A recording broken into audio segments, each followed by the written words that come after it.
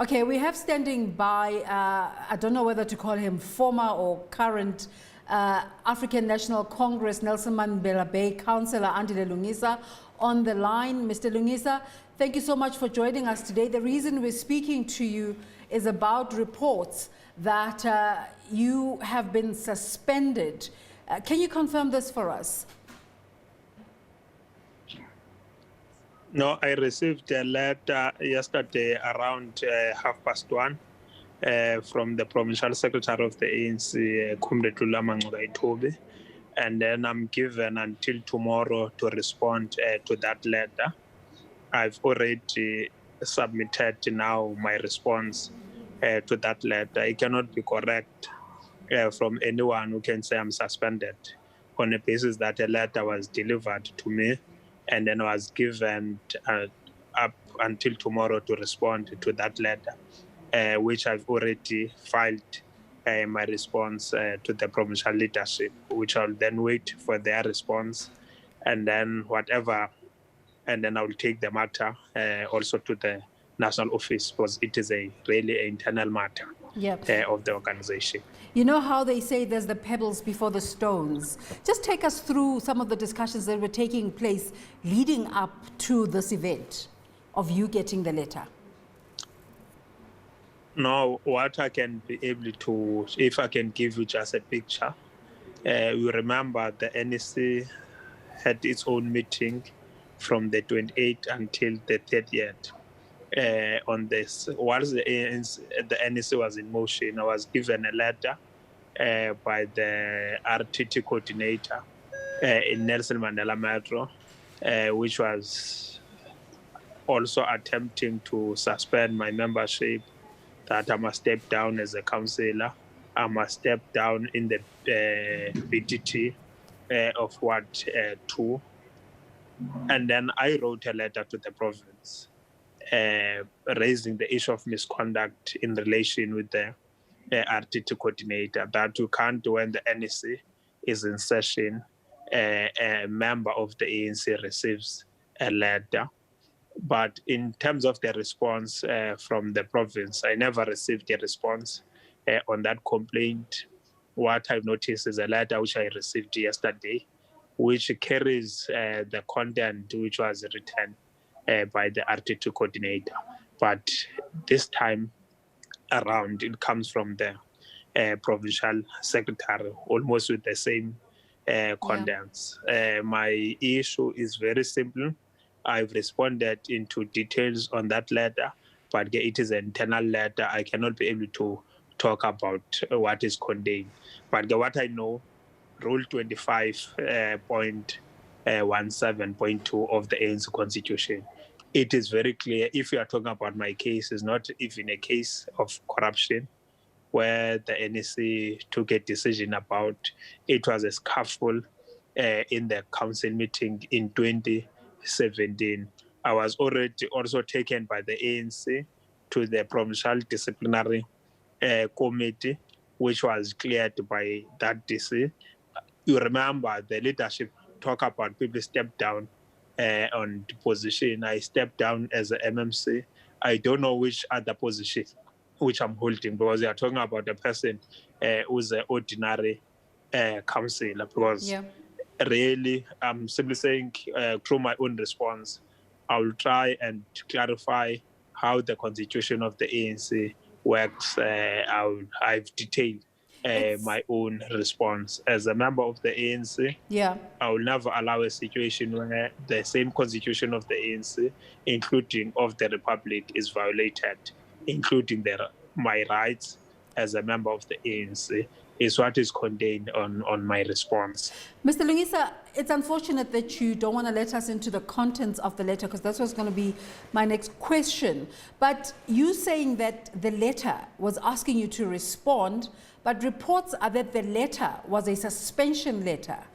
Can you clarify this misunderstanding for us? Yes, no, I'm saying the letter says it contains many issues which I've responded. As I've said, is an internal matter, and then it said I must respond by the 10th of September Today is the 9th of September. The 10th of September, it is tomorrow.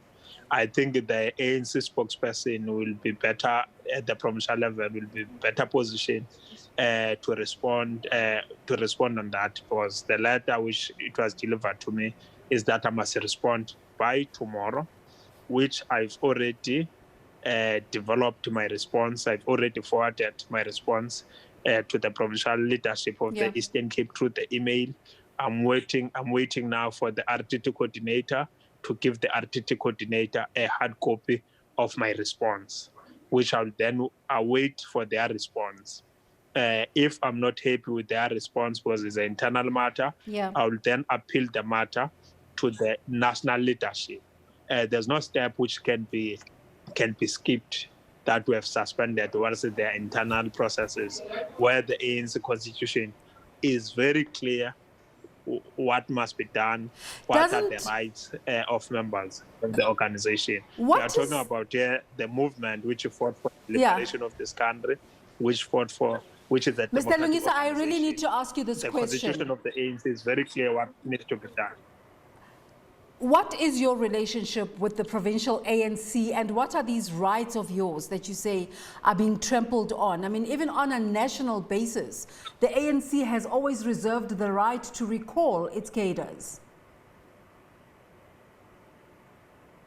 No, if you read 17.1 of the ANC Constitution, or 17.1.1 of the ANC Constitution, where it talks about the formal procedures of the ANC, or 17.1.2, where it just talk about the just and fair procedure, where we have your 17.1.3, where it talks about to be presumed until innocent until proven guilty. It is very clear. Your 17.1.4, where it talks about the right to defend yourself before any finding.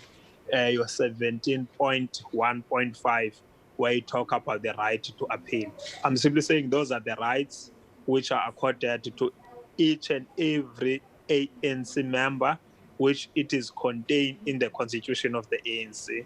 That is why I'm saying I will never allow a violation of that ANC constitution. I respect the provincial leadership. There's no period where they will be able to say they have not worked with some of us. Whilst we had even issues, long outstanding issues, where we're expecting the national leadership of the ANC to come and resolve those issues in the Eastern Cape. But we have followed suit, we have worked with the provincial leadership of the ANC. But it is clear that they have not accepted some of us since the fiasco conference of the ICC, a conference of chairs. They have not reach out to any one of us. We have reached out to them. We have worked with them. You will notice when I was even MMC of infrastructure in Nelson Mandela Metro, we're the first one which we built the field hospitals. You saw our own stadium, where I was part of the teams were leading that project. Mr. Lungisa, I need to come in here. This was what you were supposed to do in the course of your work. Do you agree that your conduct within council was problematic as a result of this case that came about? No. If you talk about council, it is unfortunate that you cannot see the proper video of what happened in council. The council descended into chaos.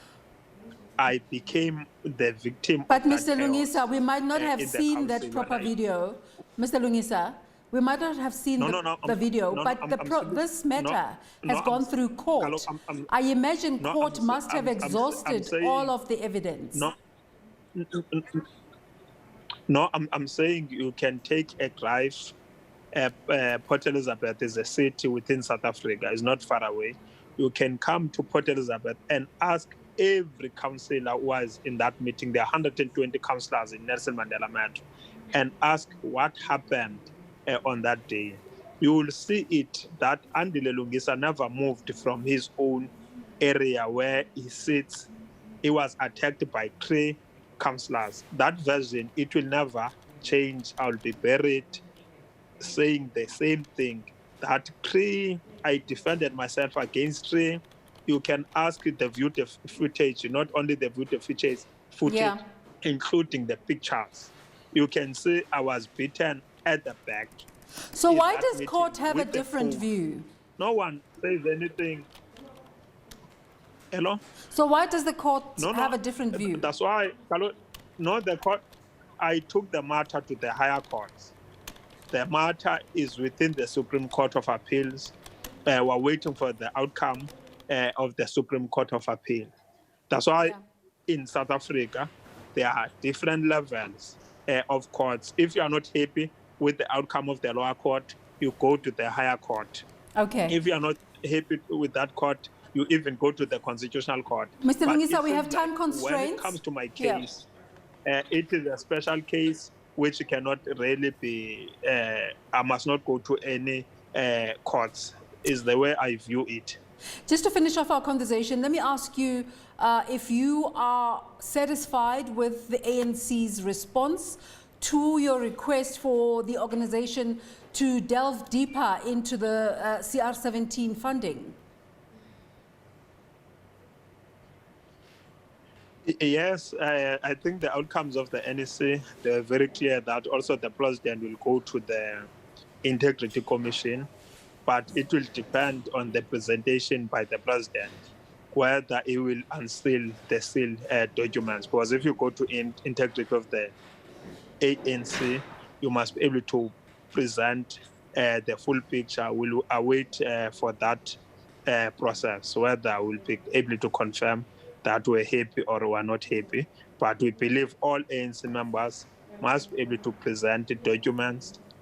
There must be no documents which must be sealed in this country. If we're saying all of us are leaders, also we're equal. We'll await for that process, whether the integrity will observe, will protect the integrity of the ANC. We won't preempt, we'll wait for that process. Do you know when you're going to get a response to your response in terms of the letter? I don't know. No. I'll be happy. I received the letter yesterday. I responded today. I'm hoping that they will also be quick at the level of the province. So what do we call you in the meantime? Interim member or member of council? All right. Andile Lungisa. I'm not an interim member. I'm a member of the ANC. I'm exercising my rights internally to make sure that proper procedures and proper processes are followed as outlined in the constitution of the ANC. I'm a full member of the ANC. Thank you so much for talking to us today. Andile Lungisa, thank you very much. Councillor of the Nelson Mandela Bay, talking to us about reports of his suspension by the ANC from the council. Let's take a break. You're watching The Agenda.